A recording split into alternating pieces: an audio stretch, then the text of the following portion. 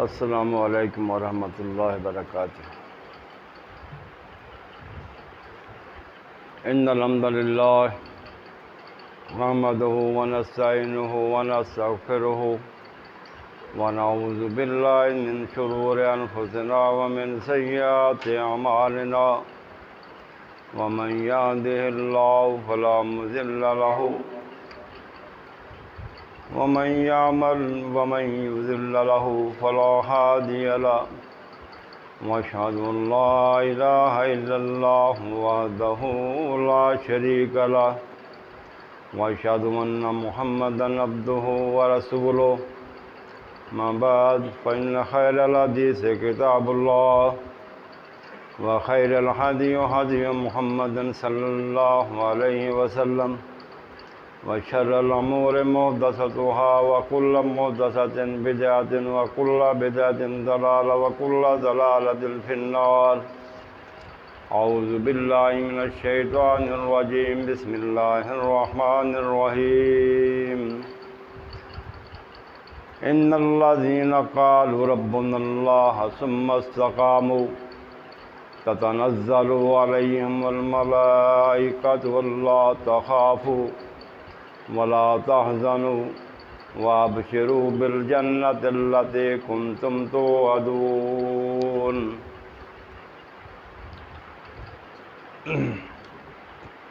محترم عزیز دوستو،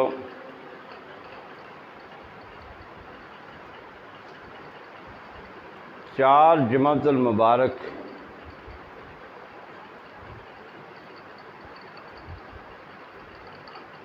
جس موضوع پہ اللہ کے احکامات اور اللہ کی توفیق سے آپ کے سامنے میں نے بیان کیے ہیں، ایک بات یاد رکھیں کہ آپ پڑھنے کے لیے آتے ہیں، میں آپ کو پڑھانے کے لیے آتا ہوں۔ میں نے ایک بار وائٹ ہیڈ کی کتاب پڑھی، اس میں بڑی اچھی اس نے بات لکھی تھی کہ جو لڑکے کالج میں پڑھنے کے لیے آتے ہیں، نالج حاصل کرنے کے لیے آتے ہیں، علم حاصل کرنے کے لیے آتے ہیں، ان کی پریکٹیکل لائف بھی کامیاب ہوگی اور امتحان بھی اعلیٰ نمبروں میں لڑکے پاس کر لیں گے۔ لہذا اسی نقطہ نظر کو پیش نظر رکھتے ہوئے آج اگر میں نہ یہاں ہوتا، آپ میں سے کوئی یہاں ہوتا، تو میں آپ کے سامنے بیٹھ کر آپ کو سن بھی رہا ہوتا، آپ سے پڑھ بھی رہا ہوتا۔ تو کامیابی اسی صورت میں ہوگی جو بات توجہ کے ساتھ آپ سنیں گے اور میں آپ کو وہ بات سمجھانے کی پوری طرح کوشش کروں اور آپ کی سمجھ میں آ جائے، پھر جب ہمارا امتحان آئے گا تو اللہ تعالی ہمیں کامیابی اور کامل سے ہم کلیئر کر دیں۔ اس سے قبل جو اللہ کے احکامات، اللہ کا حکم آپ کے سامنے میں نے بیان کیا تھا، پہلی بات یہ تھی کہ یا ایھا الذین آمنوا اتقوا اللہ حق تقاتہ ولا تموتن الا وانتم مسلمون۔ دوسری بات کہ ومن احسن قولا ممن دعا الی اللہ۔ تیسرا اللہ کا حکم یا ایھا الذین آمنوا ادخلوا فی السلم کافہ۔ اور چوتھا اللہ کا حکم یا ایھا الذین آمنوا اطیعوا اللہ واطیعوا الرسول واولی الامر منکم۔ یہ چار باتیں تھیں، اللہ کے احکامات تھے جو میں نے 4 جمعے میں مختصر وقت میں سمجھانے کی کوشش کی اور آپ نے سنا بھی اور سمجھا بھی۔ اور یہی باتیں اگر ہم اپنے گروبانوں کے اندر منہ ڈال کر دیکھیں اور سوچیں اور غور کریں کہ اگر ہم مسلمان اور مومن ہونے کے دعوے دار ہیں تو یقیناً ان آیات کا خطاب بھی ہم سے ہے۔ اگر یہ خطاب ہم سے ہے تو ہم سوچیں تو پھر اس کے باوجود آج ہمارا کسی کا رخ مشرق کو، کسی کا مغرب کو، کسی کا شمال کو، کسی کا جنوب کو کیوں ہے؟ خطاب تو اللہ ہمیں کر رہا ہے۔ اگر ہمارے رخ ہی بدل گئے، کسی کا منہ مشرق کو، کسی کا مغرب کو، کسی کا شمال کو، کسی کا جنوب کو، تو اس بات کی کیا دلیل نہیں کہ ہم اللہ کے احکام کے انکاری ہیں؟ اپنے گریبانوں میں منہ ڈال کر اگر ہم دیکھیں اللہ نے کیا فرمایا اس میں، یہ منہ ہمارے کیوں ادھر ادھر ہو گئے؟ اللہ نے فرمایا کہ اے ایمان والو، پہلی بات بتائی کہ واعتصموا بحبل اللہ جمیعا، ہم نے انکار کیا عملی طور پر۔ بات میری سمجھ رہے ہیں آپ کو نہیں سمجھ رہے کہ ہمارے رخ کیوں بدل گئے؟ پھر دوسری بات اللہ نے فرمائی کہ پورے کے پورے اسلام میں داخل ہو جاؤ۔ ہمارے عمل کیا ہے؟ بعض حصوں کو اسلام مانتے ہیں، پیروی کرتے ہیں، بعض کی ہم پیروی نہیں کرتے، جزوی طور پر داخل ہے، مکمل طور پر اسلام میں داخل نہیں ہے۔ یہ قرآن کو سمجھنے کی کوشش کریں۔ اگر ہم کلی طور پر پورے کے پورے اسلام میں داخل ہیں یا جزوی طور پر، تو کبھی ہم نے سوچا ہے کیا ہمارے معاشرے میں، ہمارے گھروں میں یہ بات نہیں ہوتی؟ او یار کی کریے برادری نے متھا بھی دینا ہوندا جی، فلانی مانتا، فلانی مانتا، فلانی مانتا، یعنی کہ جزوی طور پر داخل ہے، مکمل طور پر داخل نہیں اسلام میں ہم۔ پھر اللہ نے فرمایا کہ مومنو اگر ایمان لے آئے ہو تو اللہ کی اطاعت کرو، اطاعت کرو اللہ کی، میرے رسول کی، اور صاحب امر کی۔ اب حاکم وقت وہ صاحب امر ہے، آپ بھی بحیثیت باپ کے گھر میں صاحب امر ہیں۔ بیوی کا حق ہے شوہر کی اطاعت کرے، اولاد کا حق ہے کہ باپ کی اطاعت کرے۔ کیا آج ہو رہی ہے؟ ان تمام احکامات کو اپنے ذہنوں میں رکھیں۔ اب آگے اللہ نے کیا فرمایا؟ یہ پچھلا میں نے دہرایا اس لیے ہے کہ آپ کے ذہن میں وہ بات آ جائے کہ پیچھے اللہ کے کیا احکامات تھے۔ اور آج اللہ جو بات اللہ نے ہمیں کہی ہے، اہل ایمان کو، مومنوں کو، مسلمانوں کو حکم دیا۔ اور ایک بات یہ آپ یاد رکھیں، ہمارے پاکستان کے دستور میں بھی یہ بات ہے، تسلیم کی گئی ہے، یعنی کوئی قانون سازی قرآن و سنت کے منافی نہیں ہوگی۔ یہ دستور میں یہ بات درج ہے، لیکن اس کی تنقید و تعمیل کی کوئی ضمانت موجود ہی نہیں۔ لہذا اس وقت ہمارا جو دستور ہے کاغذوں میں ہے، لیکن منافقت کا پلندہ ہے۔ جب دستور کا یہ حال ہے تو عوام بیچاروں کا کیا حال ہوگا؟ عوام کا کوئی قصور نہیں، دستور کا یہ عالم ہے۔ وہ معزز زمانے میں مسلمان ہو کر ہم خوار ہوئے تارک قرآن ہو کر۔ اور پھر کسی نے کیا خوبصورت کہا ہے کہ تسبیح پھیری پر دل نہ پھریا، کی لینا تسبیح پھڑ کے ہو، علم پڑھیا پر ادب نہ سیکھیا، کی لینا علم پڑھ کے ہو۔ ہم ایمان والے ہوتے، ایمان دلوں میں اترا ہوتا، اللہ سے ہم ڈرتے، مسلمان ہو کر بھی گروہوں میں بٹ گئے۔ مومن ہوتے جو پورے کے پورے اسلام میں داخل ہوتے، اللہ رسول کی اطاعت کچھ باتوں کے کرتے ہیں، بعض کو ہم چھوڑ دیتے ہیں۔ اولو الامر کی پابندی یا لالچ سے کرتے ہیں یا ڈر کی وجہ سے کرتے ہیں۔ یہ کورونا کے ویکسین جو لگا رہے ہیں اپنی مرضی سے، شوق سے نہیں لگوا رہے، ڈنڈا اوپر سے ڈر کی وجہ سے لگوا رہے ہیں، ورنہ کو لگوانے کو تیار ہی نہیں ہے۔ اللہ نے اول الامر کی بات ماننے کا حکم دیا ہے. ڈر کی وجہ سے، ڈرنے کی وجہ سے ہم جیل لگوا رہے ہیں ویکسین، ورنہ اکثر لوگوں نے بغیر جیلی قسم کے نقلی کارڈ بنوا رکھے ہیں، ہم نے لگوا لیے، لگوائے ہے ہی نہیں. یہ ہمارا عالم ہے اول الامر کی بات ماننے کا. دیکھیں جب ابتدا میں اسلام آیا، اللہ کے نبی صلی اللہ علیہ وسلم دعوت کا آغاز کیا، اس وقت اسلام انتہائی کمزور تھا. مسلمانوں کی حالت بڑی خراب تھی. چند ہی لوگ تھے جنہوں نے آپ کی دعوت کو قبول کیا تھا، اور آپ نے اصل عقیدہ جو لوگوں کے ذہنوں میں آپ نے راسخ کیا، یہی عقیدہ تھا. ایسے ہی لوگوں کا تذکرہ اللہ نے اپنے قرآن پاک میں کیا، ان الذین قالوا ربنا اللہ ثم استقاموا. مومن وہ ہے جو اللہ کو ایک مان کر، ایک جان کر پھر اس عقیدے پر ڈٹ گیا. آج کا یہ ہے قرآن کے حامیم سجدہ کی آیت نمبر 30 ہے، یہ آج کا موضوع ہے. انہی لوگوں کا تذکرہ اللہ نے قرآن میں کیا ہے، ان الذین قالوا ربنا اللہ ثم استقاموا. اور یاد رکھیں کسی چیز کو مان لینا اور بات ہے، اور مان کے پھر اس بات کا اظہار کرنا اس سے بھی ذرا مختلف ہے.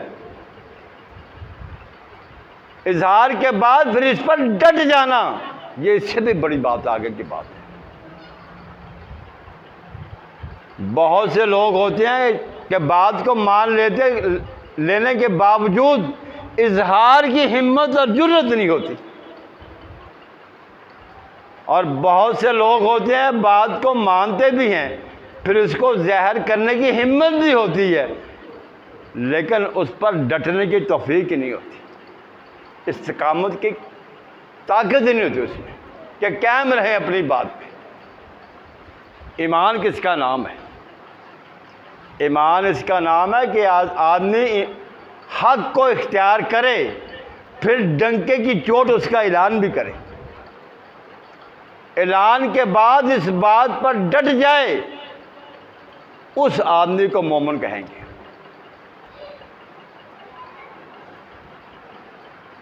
فائدہ بھی ایمان اس شخص کا ایمان اسے پہنچاتا جو شخص ایمان اختیار کر لینے کے بعد اس کا اظہار کرتے ہوئے پھر استقامت کی راہ اختیار کرتا ہے.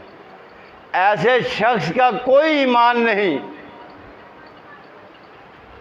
کہ نون لیگ کو چھوڑا پی پی میں چلا گیا، پی پی کو چھوڑا پی ٹی آئی میں چلا گیا، یعنی کبھی ادھر کبھی ادھر کبھی ادھر. یہ ایمان ہی ان کا، ایسے بندے کا کوئی ایمان نہیں. کبھی نواز شریف کے ساتھ، کبھی عمران کے ساتھ، کبھی زرداری کے ساتھ. یہ کیا ہے؟ وہ میں اس کو پیار کہوں یا منافقت سے ہے، وہ میرے ساتھ رہا، بدگمان بھی رہا. اسلام کے دعوے دار بھی اور منافقت بھی. کیا اسی کا نام ہے ان الذین قالوا ربنا اللہ ثم استقاموا؟ یہ ڈٹے رہے.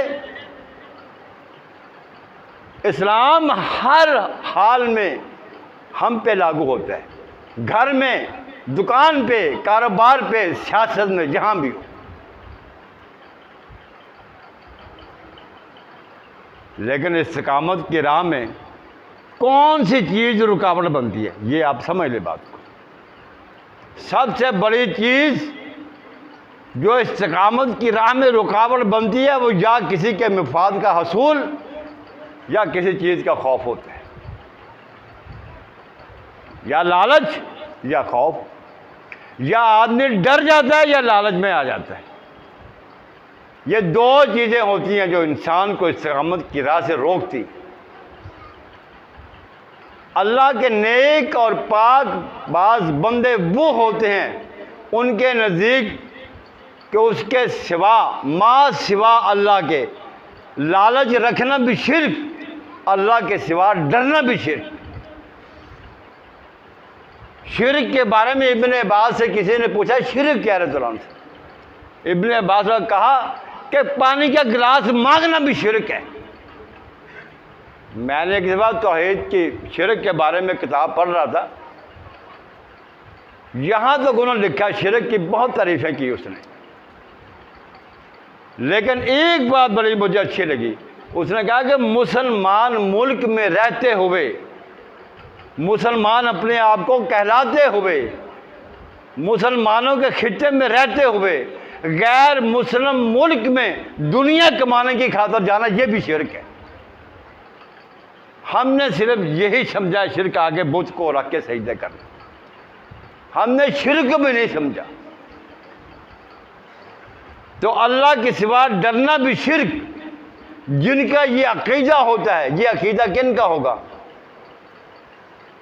لا یذل من ولیت ولا یعز من عادیت، کہ اللہ جس کا دوست ہو جائے دنیا کی کوئی طاقت اسے نقصان نہیں پہنچا سکتی، اور جس کا اللہ دوست بن جائے تو دنیا کی کوئی طاقت اسے فائدہ نہیں پہنچا سکتی۔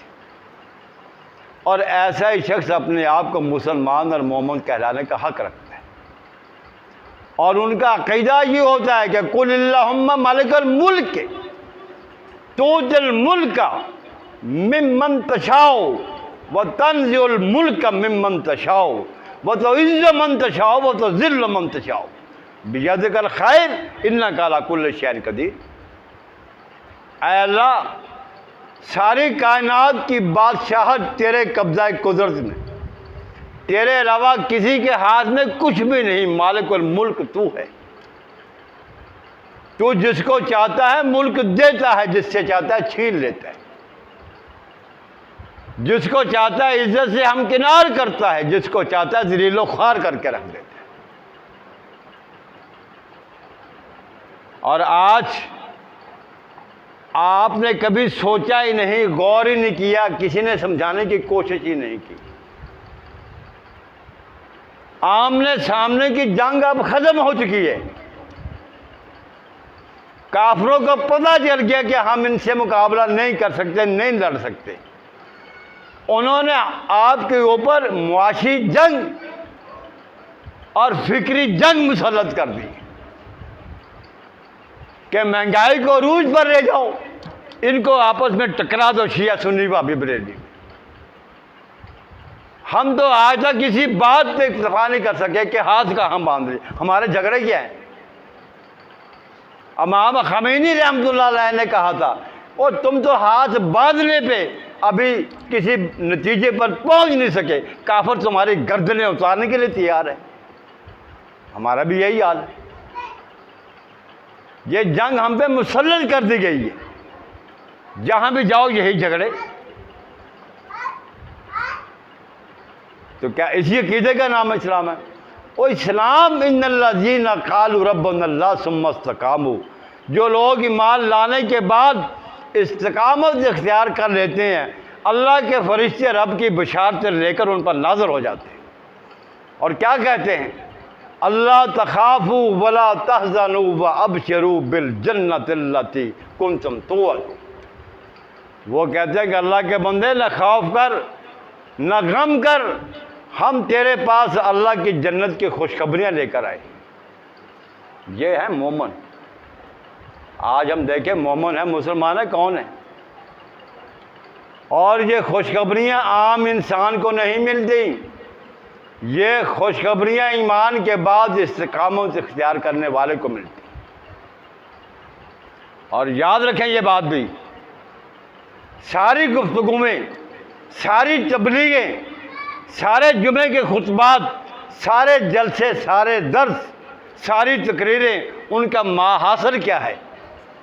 ایک ہی ماحصل ہے کہ انسان ایمان کی راہ کو اختیار کر کے استقامت کو اختیار کرے، اور استقامت نام ہے ما سوا اللہ سے بے نیاز ہو جانے کا۔ ان الذین قالوا ربنا اللہ ثم استقاموا، ما سوا اللہ سے بے نیاز ہو جانے کا نام ایمان ہے۔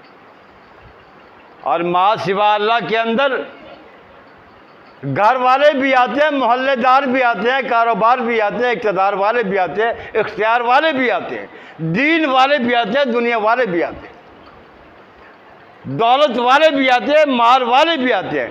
ان ساری چیزوں سے بے نیاز ہو کے ایک اللہ کو اپنا رب بنا لے، اس کو کیا کہتے ہیں؟ استقامت۔ آج آپ کسی مولوی کی تنخواہ بند کر لیں، پھر دیکھ لیں اس کی استقامت۔ یہ اگر جی میں جمعہ پڑھانا کہ میں نے کہہ دی، بلکہ نماز پڑھنے انہوں نے ہونا، پہلے تنخواہ دو۔ اللہ اکبر۔ اللہ کو ایک مان کر پھر بندہ ثابت کرے کہ اللہ کے سوا کوئی اللہ نہیں، زندگی کا مالک اللہ، موت کا مالک اللہ، رزق دینے والا بھی اللہ، رزق لینے والا بھی اللہ۔ وہ اللہ کہتے ہیں یہ ساری چیزیں میرے قبضہ قدرت میں، لیکن کتنی افسوس کی بات اللہ نے کی ہے کہ ما قدر اللہ حق کا قدر ہی، اس ظالموں نے میری قدر پچھاڑی ہی نہیں۔ اللہ کہہ رہے ما قدر اللہ حق کا قدر ہی، ظالموں نے اللہ کی قدر کو جانا ہی نہیں، اللہ کی قدر کو پہچانا ہی نہیں۔ اللہ کس کو کہتے ہیں؟ اللہ کون ہے؟ آج سب کچھ رہ گیا، استقامت نہیں رہی کہ ہمارا مالک اللہ بھی۔ ہماری حالت کیا ہے؟ ہم مومن ہیں۔ مومن وہ تھے کہ حضرت سعد بن ابی وقاص رضی اللہ تعالی عنہ مکہ میں توحید کی صدا کو گونجنے کے بعد سب سے پہلے اسلام قبول کرنے والے چند خوش قسمت افراد میں سے ایک تھے، سعد بن ابی وقاص رضی اللہ تعالی عنہ، اور رشتے میں کائنات کے امام حضرت محمد صلی اللہ علیہ وسلم کے ماموں لگتے تھے، رشتے میں ماموں۔ ایک بار آپ صلی اللہ علیہ وسلم فرمایا سعد کے بارے میں رضی اللہ تعالیٰ عنہ، یہ میرے ماموں ہیں، کسی کا ایسا ماموں ہو تو دکھائے۔ یہ سعد تھے، آپ کے ماموں صلی اللہ علیہ وسلم اسلام لائے۔ استقامت کا معنی سمجھ لیا؟ آپ اسلام لائے تو والدہ نے کھانا پینا چھوڑ دیا، کہا کہ اگر اسلام کو ترک نہیں کرو گے تو میں بھوکی مر جاؤں گی، پیاسی مر جاؤں گی۔ ایک فرما بردار ہونے کے ناطے آپ رضی اللہ تعالیٰ عنہ کے لیے یہ بہت بڑا سخت امتحان تھا۔ آج آپ اپنے آپ کو اللہ رسول کے تابع فرمان ہو کر زندگی گزارنی شروع کر دیں، یقین کریں، آپ دیکھ لیں آپ کی بیوی آپ کی مخالفت، برادری آپ کی مخالفت کرے۔ کیا کہتے ہیں؟ اوے بھابھی ہوگی، جان چھٹی۔ ہائے، لیکن بیوی گو ایمان نہ لائی تھی، لیکن دھمکی دے دی اگر تو نے اسلام کو نہ چھوڑا بھوکی مر جاؤں گی، پیاسی مر جاؤں گی۔ تو آپ کے لیے سخت بہت بڑا امتحان تھا۔ اب سمجھو استقامت کا معنی، ہم میں استقامت ہی نہیں، ہم کیسے مسلمان ہیں؟ جب تک کہ امتحان دور ہے تب تک ہم مسلمان ہیں، جب امتحان پڑا کوئی اسلام باقی نہ رہا، اور رہ گئے مولوی بقول فیض، ان کو اسلام کے لٹ جانے کا اتنا ڈر ہے، اب وہ کافر کو مسلمان کرنے نہیں دیتے۔ امتحان کئی قسم کے، وَلَا نَبْلُوَنَّكُمْ بِشَيْءٍ مِّنَ الْخَوْفِ وَالْجُوعِ وَنَقْصٍ مِّنَ الْأَمْوَالِ وَالْأَنفُسِ وَالثَّمَرَاتِ۔ امتحان خوف کے، بھوک کے، مال کے، جانوں کے، رزق کے، اولاد کے۔ ہمیں پتہ نہیں امتحان کیا ہے، ہماری اولادیں ہمارا امتحان ہے۔ یہ کس امتحان سے گزر رہے ہیں؟ یہ اللہ نے ہم پہ عذاب مسلط کیا ہے، مہنگائی عروج پر، ہر بندہ خوف زدہ۔ آپ ایک بات یاد رکھیں، یہ تجربہ کر کے دیکھ لیں، جتنی زیادہ مہنگائی ہوگی اتنی زیادہ ہماری اخلاقی حالت گری ہوئی ہوگی، نیگیٹو سوچ پیدا ہوگی، غلط سوچ کی طرف دنیا جائے گی۔ اور یہ حضرت سعد رضی اللہ تعالیٰ کے لیے بہت بڑا سخت امتحان تھا کہ ماں نے حکم دے دیا، چیلنج کر دیا، اسلام اگر نہیں چھوڑو گے بھوکی مر جاؤں گی، پیاسی مر جاؤں گی۔ مگر آپ رضی اللہ تعالیٰ عنہ ثابت قدم رہے، اور ثابت قدم بھی ایسے رہے کہ اللہ نے قرآن پاک کی آیت نازل کر دی، وَإِن جَاهَدَاكَ لِتُشْرِكَ بِي مَا لَيْسَ لَكَ بِهِ عِلْمٌ فَلَا تُطِعْهُمَا۔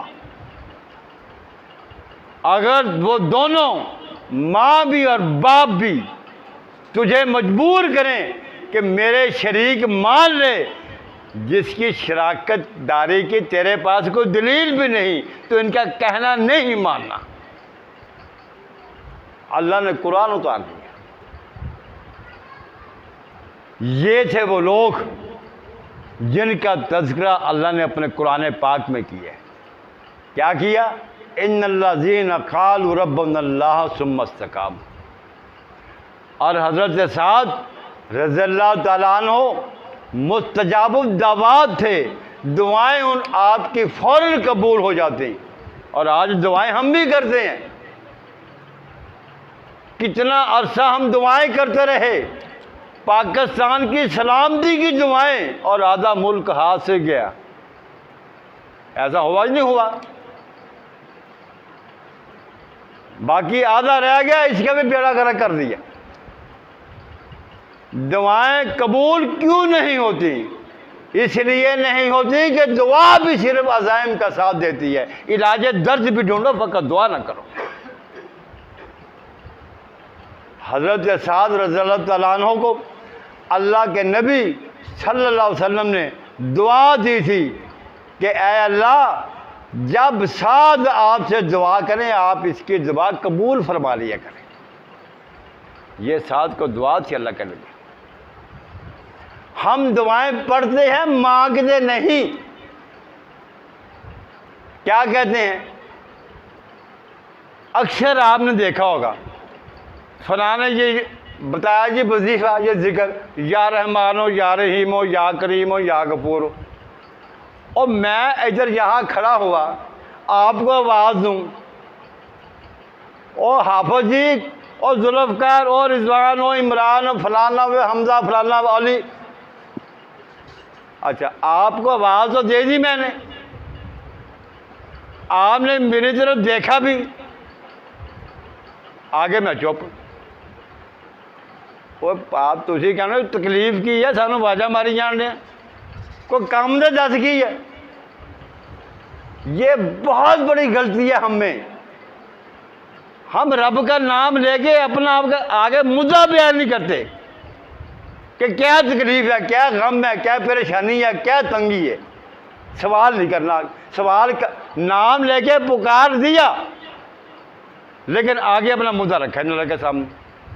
یہ بہت غلط طریقے سے لوگوں کو گائیڈ کیا جا رہا ہے۔ ذکر اذکار کے وظیفے آپ کے سامنے، یہ ابگری والوں نے ویسے نہیں کہ وہ کیا کھولا ہوا ہے، اور وظیفہ خانہ پتہ نہیں، وہ جیسے پورا قرآن ہی مطلب اسی لیے آیا ہے، یہ پڑھ لو محبوب آپ کے قدموں میں جان چھٹی، وہ محبوبی پہ جاوے۔ یہ ہمارا عالم ہے۔ اور سب سے بڑی بات یہ ہے کہ جیسے کہ میں نے کئی بار یہ اللہ کے نبی کا فرمان آپ کے سامنے رکھا ہے کہ ایک شخص آیا کہ یا رسول اللہ کہ مجھے کوئی ایسا عمل بتائے کہ میری ہر دعا قبول ہو جائے۔ آپ صلی اللہ علیہ وسلم نے فرمایا کہ جا اپنی روزی پاکیزہ کر لے۔ آج ہماری روزیاں کیا پاکیزہ ہیں، روزگار ہم کرتے ہیں۔ اور ایک اور بات آپ کے علم میں شاید ہوگے نہ یاد ہو، مجھے یاد ہے سب ذرا ذرا، یہ ہمارے کاروباری ایک دوست کہنے لگا اکثر مولوی جو ہے نا وہ اس بارے میں بات ہی نہیں کرتے کہ آج کل لوگ لڑکے لڑکیوں کی شادیوں کے لیے بڑے پریشان ہیں، رشتے نہیں مل رہے، اس پہ کبھی بات ہی نہیں کرتے۔ اور میں نے کہا یہ تو اب رشتے نہیں ہوتے، اب کاروبار ہوتے ہیں۔ ہمارے یہاں کتنے میرج بیرو کھلے ہوئے ہیں، پہلے یہ ہوتا کہ دو خاندانوں کو ملانا آپس میں ثواب سمجھتے تھے، نیکی سمجھتے تھے۔ اب اگر 10 پڑھی 10,000، اگر ایم اے پڑھی 16,000، اگر ڈاکٹر ہے تو 50,000۔ میں نے ایک بندے سے پوچھا، میرج بیورو والے سے، میں نے کہا تو اور میں دونوں بیٹھے ہیں، اپنے ایمان سے بتا یہ تیری روزی حلال ہے؟ اللہ کے نبی صلی اللہ علیہ وسلم نے حضرت بلال کا بھیجا تھا، جا فلاں گھر میں اسے جا کے کہہ میں نے بھیجا ہے کہ مجھے اپنے لڑکے کا رشتہ دے۔ نبی نے پیسے لیے جو اس سے، کوئی جواب نہیں تھا، خاموش ہو گیا۔ میں نے کہا تو نمازی بھی ہے، اب میں نام نہیں لیتا اس کا، بلکہ 2-3 آئے میرے پاس، ایک جو میرے پاس آئے بھی 2 بندے، میں نے اسے صاف کہا میں نے تمہاری روزی حرام کی ہے۔ یہ اس کی مین وجہ یہ ہے کہ لوگ کاروبار کر رہے ہیں، کروانے والے بھی اور کرنے والے بھی دیکھتے ہیں کہ لڑکے کی انکم کتنی ہے، لڑکے والے بھی دیکھتے ہیں کہ مجھے جہیز کتنا ملے گا۔ یہ نہیں کہ لڑکا نمازی ہے، پرہیزگار ہے، پاویں شرابی ہو گئے، باہر گیا جی جان چھٹی، ٹھیک ہے رشتہ۔ تو کیا انہوں نے اللہ کی اس قرآن کی آیت کو سمجھا؟ ماں سوا اللہ کے بے نیاز ہوئے، اللہ کو مانا۔ اللہ نے کہا کہ ان الذین قالوا ربنا اللہ ثم استقاموا، اور میں زندگی میرے پاس، موت میرے پاس ہے، رزق میرے پاس ہے۔